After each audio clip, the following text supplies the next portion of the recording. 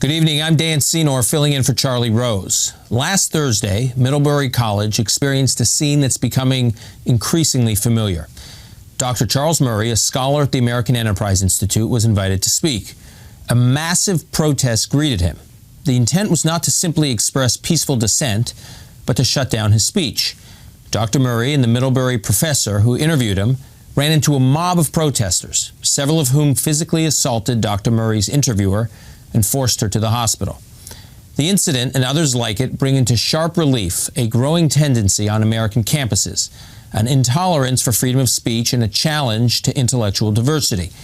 Joining me now to discuss this trend are Frank Bruni, an op-ed columnist for the New York Times. He writes frequently about higher education, and Frank is the author of a recent bestseller about the college admissions mania.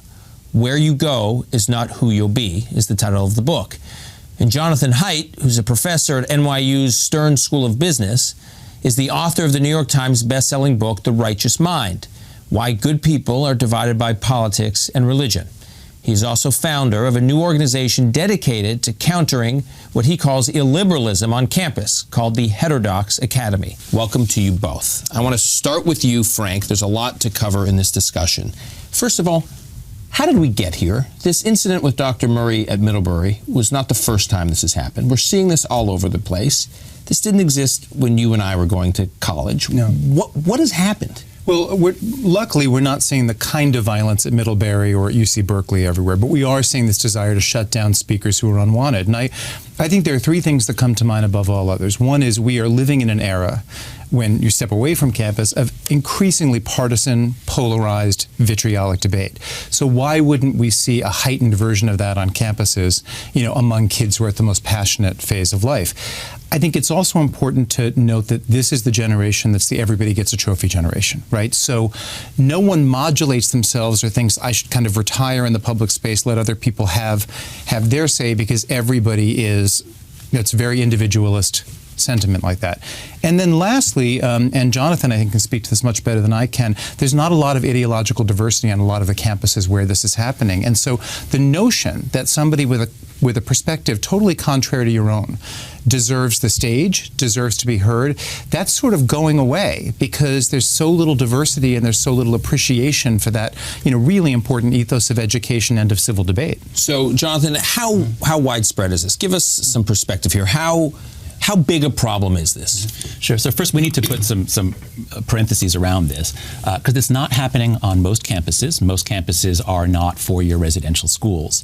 This kind of new moral worldview with a real moral passion only develops when you have a group of young people living together for 4 years. If people are going home to a family or a job, you don't get this. Secondly, it's not most students at just about any school. It's in the humanities especially. In the sciences, you don't see much sign of it. And even in the humanities, it may not be most students. I don't think it is. What you have to understand is that in any campus is a really interesting social environment where there are multiple moralities, multiple communities competing with each other and drawing recruits. And what we're seeing in the last few years, I think Frank's list is very, very good. What we're seeing in the last few years is the rise of a particular subgroup that is extremely passionate morally about equality, about fighting racism, and that's all great. But they've adopted a way that is kind of vindictive, that is all about calling people out. So people are afraid of them. And it's not just the students, it's actually the professors too. So even if it's only 5 or 10% on any campus, the fact that they can file charges against a professor. Wow. At NYU, we have a new bias response team. So any video I show, anything I say in class, if it offends a student, there's numbers all over it in every bathroom urging them to report me. So that changes the way we teach. And then, as Frank said, if students aren't exposed to diverse ideas, then if somebody like Charles Murray comes, well, he spoke at Middlebury 10 years ago and there was no big problem. After his more controversial book. He's since then, his 2012 book, Coming Apart, which is he was supposed to be much less controversial. That's what he was supposed to be speaking about. It's quoted in opinion columns of the New York Times all the time. Left and right. Yes. It's the biggest problem of our age. I mean, why did Trump win? It's the coming apart of by class. Yes. So yes, this should be the century of social sciences. We have gigantic social science problems. We need a social science establishment that can address these problems. But students are increasingly reacting. It's almost an allergic reaction because they're not exposed to diversity enough. Frank, if you were to give those who are organizing these protests the benefit of the doubt, How would they? I want to second something Jonathan just said. It is a minority of students and it is a minority of schools, but they do set the tone. And at those schools where this is prevalent, it's really, really pronounced. And we're producing graduates who have little sense of the true ideological, political diversity of American life. I went within the last couple of years, want to be vague, to a very esteemed liberal arts college in the Northeast.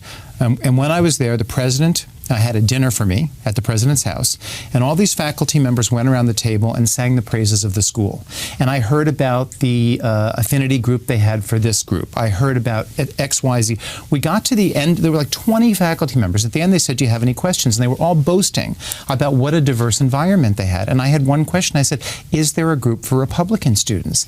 And they looked at me like it had never occurred to them. And there was one student there, and she said, I think there is, but they maybe have one member. Now, schools trip over themselves to get racial diversity. They give a lot of lip service to socioeconomic diversity, and some of them do better than others. But what about this whole other kind of diversity? How are we going to move forward as a country if many of our top schools are graduating kids who can't even begin to process how a human being could vote for Donald Trump? They need to understand who voted for Donald Trump and why, and that they're not monsters. If you were to give them the benefit of the doubt, though, these students who are organizing and some of these academics, how would they rationalize this? How would they explain it? Well, it is difficult. They would say this is hate speech. They would say Charles Murray is a racist. They would say, would you let somebody from the Klan come up here and speak? And they would say the same sorts of things about Milo or Milo. I don't know how to pronounce his first name, and I really don't care to learn. But in terms of his attitude towards trans students and all that. And if we're being really honest, it is hard to figure out where the line is, and everybody draws the line in a different place between what is, kind of constructive and acceptable dissent and what is pure provocation. I think Milo is pure provocation. Charles Murray has espoused a whole bunch of things I have problems with via methodology that I have questions about, but I don't think he is merely a provocateur. And if you look at the book Coming Apart, he's discussing some essential things in that book that in many ways augur the 2016 election cycle. I mean, that book is a precursor to Hillbilly Elegy, which people aren't raising the same questions about. Right. No, in fact, his whole career, going back to the bell curve is primarily a book about social class. And what happens when you start doing college admissions on the basis of IQ tests or SATs rather than who your father was. Right. And I think we have three giant divides in this country. There's a racial divide, there's a class divide, and there's a political divide, a left-right divide. And of these three, if you go back to, say, 1980, so since then, one of them has gotten a lot better, and two of them have gotten a lot worse. And if this country ever blows apart, it's going to be because of the combination we're seeing of the class divide and the political divide. Mm-hmm. Now, in universities, we're mostly focused on the race problem, and that's still an important problem. I'm not saying it's not. We need to work on it. But I think that universities have an important role, crucial role to play. They should be the premier place where you bring people from all over the country who are different in politics and different in class, and they learn to get along with each other. They learn to tolerate people who have different views. So how do your colleagues at NYU view you? Do they view you as an outcast, or are they quietly supportive? There's sort of like a silent majority on campus that is saying to you, thank you for being what they would say is a voice of reason on this issue? Well, you have to look at it, again, field by field. I mean, the academy is vast, and it's like different countries. And so I suspect that if I were to give a talk in the English department or the gender studies department, I think it might not go so well. But by and large, the vast majority of professors are what you might call liberal left. They're not at all illiberal. They're really anti-illiberal. I mean, they really believe in freedom of speech. And so since I've been on this mission, I suppose, to call attention to this problem that we've lost our political diversity in the social sciences, nothing bad has happened to me. My colleagues in social psychology have been very positive. They recognize, good research requires that we challenge each other. So nothing bad has happened to me. I've not been kicked out. On the internet, people say bad things about me. But in the academy, there's been a lot of... Yeah, well, yeah, that's right. But there's been a lot of support. So I'm actually very encouraged. We now have 400 members at Heterodox Academy. If there are any just for the viewers, explain what Heterodox is. So, so we picked a kind of an obscure academic name because our goal is to appeal to professors.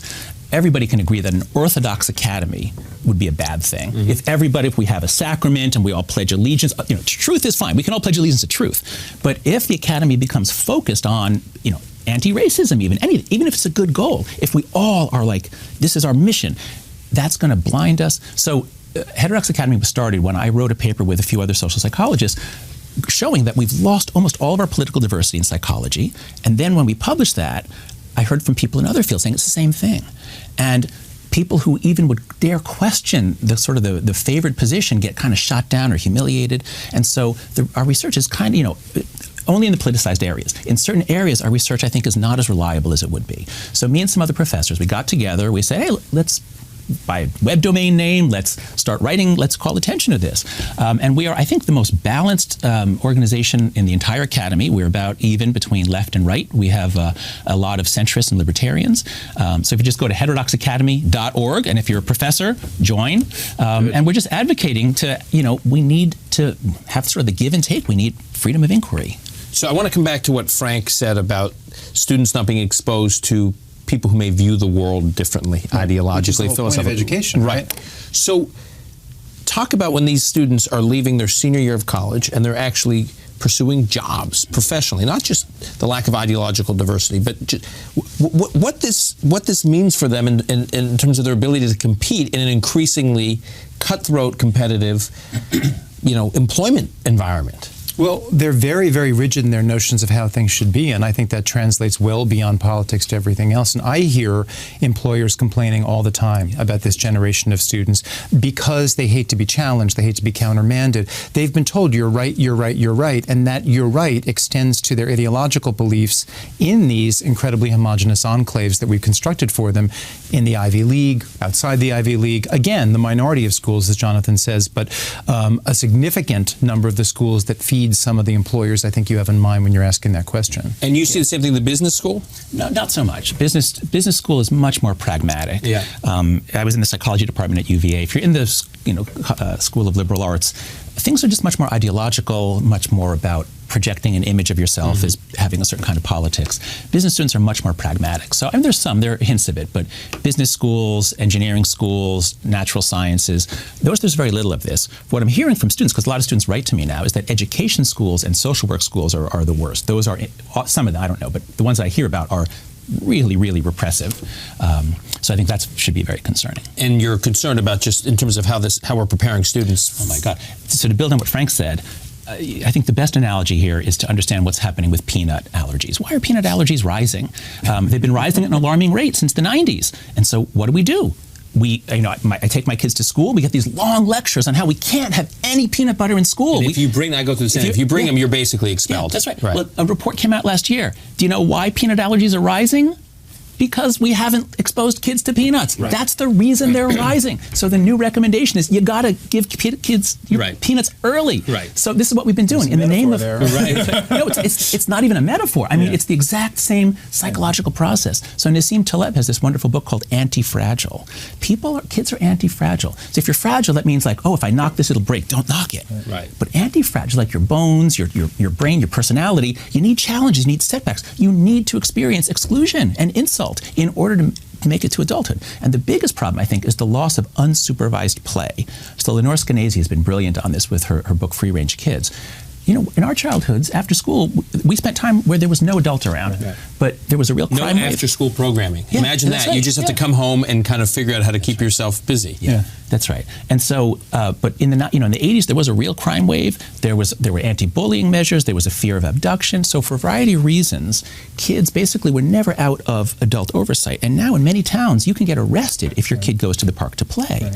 So we can't be too tough on these kids. The older generation, we have deprived them of experience. In the name of keeping them safe and happy and comfortable, we've deprived them of uncomfortable experiences with their peers. There's always an adult around. And so they come to campus. This is the last chance we could possibly give young Americans to learn to work out their differences. And we don't do it. We have more and more deans and processes and bias response teams so that there's always an adult to call in to settle the problem. This is the, to use the jargon of today, this is the helicopter parent producing the bubble-wrapped kid. Right. And when I did my college book about admissions to elite schools and all that, the complaint I heard most often from deans of admission, from college presidents at the very top schools in terms of selectiveness was that these kids arrive on campus and they are overachievers by every metric that college is using.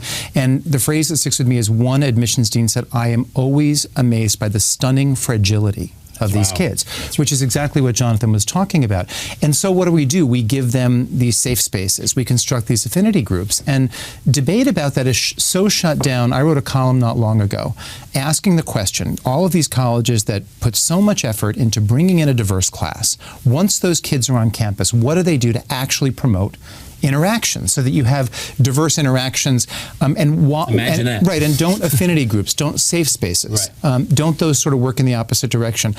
I was forwarded tweets where people were saying things like, I never knew Frank Bruni was such a racist. I was a racist because, so you asked how do Jonathan's colleagues react to him. When I talk to people in higher education, he's a hero because he's bringing up stuff about free speech and ideological diversity that they know needs to be but they won't say that in the public square, or they won't say the same things he's saying because they're so worried about a kind of shaming that the left right now, sadly, seems to specialize in. Yeah, and I think this is really crucial. Mark Lilla had a piece in the New York Times right after the election on the problem of identity politics and how this may have alienated a lot of people and contributed to Trump's victory.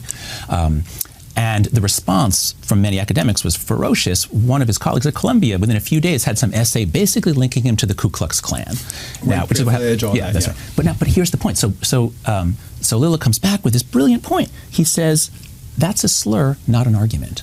And once he said that, I realized, oh my God, that is exactly what has been happening to me. I've been saying some pretty provocative things, beginning with an Atlantic article with Greg Lukianoff, and I keep looking on the internet for people who will respond to it, and pretty much nobody's arguing against me for anything I say. But I do get a lot of people basically saying, I'm a white male, or I somehow am winking at racism, something like that. So young people who go through these colleges, they're exposed to a rhetorical training that prevents them from learning how to engage. They're trained carefully in how to basically discredit your opponent. Slur. Right. They learn to slur. They do not learn to argue. So go look at the tape from Middlebury, and that's exactly what you see. You see students with their backs turned, and they're chanting slurs. They're not having an intellectual argument. And then what happens is they decide to move Dr. Murray and the Middlebury professor to another room. Which credit Middlebury for having that in place. They were terrific. Middlebury's not the villain here at all. No. And actually the professor, Allison Stanger, she said she wanted to challenge him. The reason she brought him and the reason she wanted to interview him was because she strongly disagreed with his ideas, and she was looking to a robust, spirited debate. And she's the one who wound up in the hospital. Here's the thing. I want to kind of retract a little bit of what I just said. Middlebury is not the villain in the way they handled his visit. They did all the right things. But the cultures being created at schools like Middlebury are producing students who behave that way. I mean, it is fine, and it is more free speech, and more free speech is better for students to protest a speaker coming, stand outside the venue, in some way make clear, I don't believe in what's being said in there, I want to offer a contrary perspective. But what you had happen at Middlebury and what you had happen at UC Berkeley when Milo went, this is a stand I'm taking, I can't pronounce it. What you saw was a form of registering disagreement that was completely out of bounds and has nothing to do with enlightened discourse. That's right. And I think this calls attention to a gigantic generation gap. And it's not just like the millennials. It actually seems to have started just 2 to 4 years ago, this new way of thinking, this new moral order. If you look at terms like safe space, trigger warning, they only really begin to emerge around 2012, 2013, if you look at Google Trends. The big wave of disinvitations was 2013. So there's a kind of a new moral order, and I think social media is absolutely central to this.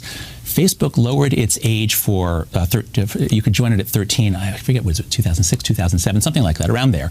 So the first wave of kids who'd been growing up on social media just graduated a year or two ago. So it's very young, it's the younger millennials. They've grown up totally linked to each other, always with their finger on the button, always knowing anything I say, I could be not just shamed in front of 7 people, but in front of the entire planet. Like, it could be an international sensation. This generation also reflects the fact that when you curate your information, the way you can now with the internet, when you choose only certain Twitter feeds to follow, when you like and share only certain things on Facebook that then let an algorithm kick in, we are living in a time when not just this generation, but they're the kind of newcomers to it, but everybody is able to construct their information flow and thus their reality, and to live apart in these siloed ways online. And you're seeing that reflected in this too. That's right. Well, you can block. You can literally block. Why can't I block Charles Murray? Why can't I press a button and keep him off campus? So you can do it on the internet. Why can't you do it in the flesh? Yeah. So when I was on college campus, I was active in the Israel debate about the peace process. when I speak to students today on campus, they say the BDS movement, the boycott, divestment, and sanctions debate about boycotting Israel, getting campuses to boycott Israel, it's no longer just between those who support one policy on Israel and those who oppose another policy on Israel, which it was like when I was going to college. Now those who are hostile to Israel or U.S. policy towards Israel are joined by almost like a coalition of all these different factions who know nothing about the issue, but they all lock arms. That's right. So, because the key to the new morality is a method of looking at society and looking in terms of power and privilege. So the old idea of an education is come to campus, we're going to teach you lots of perspectives that you can use, let's look at poverty. What would an economist say? What would a Marxist say? We used to learn a lot of perspectives to look at a single problem. What's happening now is some students, again, it's only in a few departments, but they're learning one perspective to look at everything. And so you start this. So there's a good kind of identity politics, which is, if black people are being denied rights, let's fight for their rights. That's the good kind. But there's a bad kind, which is to train students, to train young people to say, let's divide everybody up by their race and gender and other categories. We'll assign them moral merit based on their level of privilege is bad and victimhood is good. Okay, now let's look at everything through this lens. Israel, the Palestinians are the victims. So therefore, they are the good and the Jews, or the Israelis, are the bad. Right. And then so it's this one totalizing perspective. All social problems get reduced to this simple framework. I think we're doing them a disservice. I think we're actually making students less wise. Right? Yeah, what I also see on campuses, Dan, is students who are not part of, who don't have the party line down pat. They really feel muffled. For some reason, frequently when I've been on campuses, I will have a student guide, or I'll end up with a student who gives some sort of tell that he or she is religious. And I'll say to that person, and I'm not a particularly religious person in the way we define it in this country, but I believe fervently in freedom along those lines. And I'll say to that student, how comfortable do you feel bringing up your religion or God in class, or in the fraternity house or the sorority house, whatever? And always this sort of, they're so happy I asked the question, they said, I almost never talk about it. That's so wrong. And you mentioned Israel. I think if you're an Israel supporter, you probably bite your tongue more than you do shout it out. Right, keep your head down. And you shouldn't have to do that. That's right. So this report that you do, so how many campuses do you touch in this report? Well, so far we have, we just took the U.S. News and World Report, top 150, and we said, we don't want people just looking at that and going for the top. We said, what if you actually care about exposure to diversity? So we have that up. Soon in the next couple of weeks, we're going to get up the top 50 liberal arts colleges. It appears, I don't know for sure, but it appears that liberal arts colleges, especially in New England, are particularly intense on this. So we're going to get those ranked in the next couple of weeks. So in the Middlebury case, so Murray and Stanger are driven from the stage. They decide to set up a separate room, like a satellite room, where they're going to conduct their interview and beam it, live stream it into the audience. Pulls a fire alarm. Someone pulls a fire alarm, and then this sort of mob, according to the public reports, there's a good report in the Washington Post. I'm reading a good report in the Weekly Standard here from a former student there at Middlebury. So this mob of students with masks on. Yeah. Well, some of them, only some of them. Yeah. They start they're listening on the live stream for whether or not the fire alarms are breaking through in the live stream, so they can determine if they're getting closer to the room, and then they could storm the room. So when this happens, there is campus security. There is campus law enforcement. They seemed, I guess, based on what I've seen, to have been almost absent from this situation. Actually, if you go to the AEI website, Charles Murray writes about it all himself, and he on Twitter and there he thanks the campus security and says, So yeah, I mean, I think they were doing what they could. It was, I mean, luckily no one was hurt right at the end of the day. But Stanger, the Middlebury professor was interviewing Murray, wound up in the hospital with a neck injury because someone. But before we leave, one thing I don't think we've said loudly and clearly enough is when people on the left, or whatever, however you want to, when they try to shut down this debate, do they not realize that Donald Trump's election in 2016 is partly the fruit of those sorts of actions? I know so many people who flirted with voting for Trump, who did vote for Trump, who were responding to his destruction of a kind of political correctness that they find oppressive. And so there's a real relevance to what we're talking about today on campus and who's governing our country right now. And I don't think the people on the left have wrestled adequately with that. And the reason is because you have to see this not as a practical method of of addressing problems. It's the dawn of a new religion. And I study moral psychology as though it's religion, politics, even sports tribalism. They're all manifestations of a tribalism. And I think we see this in the Charles Murray case very clearly. I just watched the video again today before coming here. And at the end, when the administrators say, okay, we're going to move the talk, and some of them scream, off campus, right. off campus. And then he says to another venue on campus, and they scream. Because what you have to see is the campus is there. It's a church. That's right. Wow. And you cannot have blasphemy on campus. And so the best way to understand what happened, I think, is an auto de fe. It's a religious rite coming together to punish the sinner, to punish the devil, and to reaffirm our community. So I think, it's a crazy time, but it's also an incredibly fascinating time to be a social scientist, because this is like straight out of Emile Durkheim, what we're seeing today. It's so hard that you really want to salute the passion of those students. I mean, I like that they're engaged, but I don't think they understand, or the people who've constructed these campus environments understand the potential damage they're doing. If only they had learned that any virtue carried to excess becomes a vice. Right. And what is amazing, the baby boomers did so good at learning that, right? Yeah. In 10 years, the college campus could become unrecognizable to us if this trend continues. So hopefully we had a discussion today that will lead us in a direction to not let that happen. So I want to thank you both for being here. Jonathan Haidt, Frank Bruni, thanks for an illuminating discussion. That's right. Thanks, Dan.